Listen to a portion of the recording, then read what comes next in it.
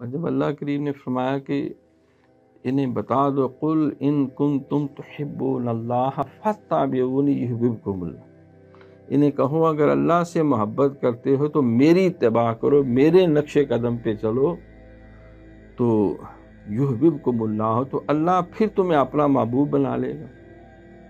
کہ محمد سے وفا تو نے تو ہم تیرے ہیں، یہ جہاں چیز ہے کیا لوح و قلم تیرے۔